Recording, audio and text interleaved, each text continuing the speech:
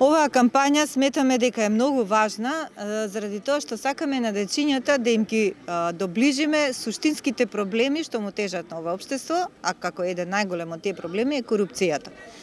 Децата се многу свесни, многу се паметни, знаат да ги препознаат овие состојби во државата. Ние сакаме преку пластични примери, преку со помош на познати глумци за нив приемчиви, да им ги доближиме проблемите и да им кажеме дека нашата порака кон нив е дека треба да си го градат својот отпор кон таквите однесувања, кон коруптивните однесувања, дека секогаш треба да се грижат, да си го остварат она што го заслужуваат, дека не треба да условно да речем да се лакомат по нешто што не е нивно, по нешто што е туѓо, па било тоа и незаслужени оцени или било што да е во животот што ќе ги следи понатаму.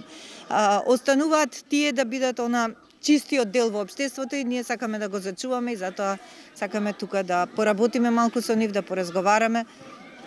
И во принцип тоа е нашата идеја. Какви се искуствата до сега? Колку децата знаат да препознаат корупција? Колку им е позната темата? Па, од она што го поминавме до сега во сегашните училишта, можам со сигурност да кажам дека многу се свесни, затоа што на самиот почеток најпрво правиме една анонимна анкета. Им поставуваме неколку прашања.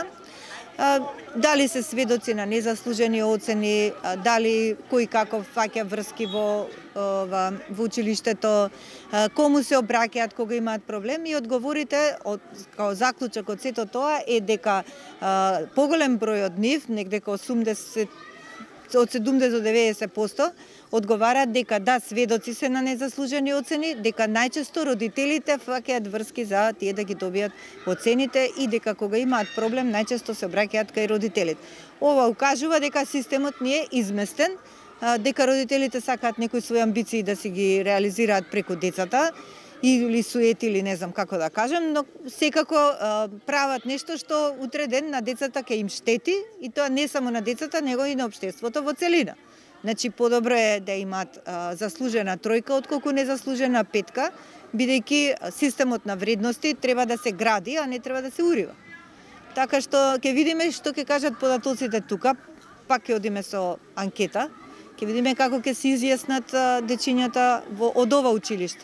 Инаку до сега само едно училиште од една скопска општина се изјаснија дека веруваат повеќе на наставниците. Значи, тоа беше училиште во Шуто Оризари, каде што социјалниот статус на родителите беше на некое поинакво ниво. Значи, тие уште го почитуваат авторитетот на наставникот, што ќе рече наставникот и така натаму, и родителите не се меша.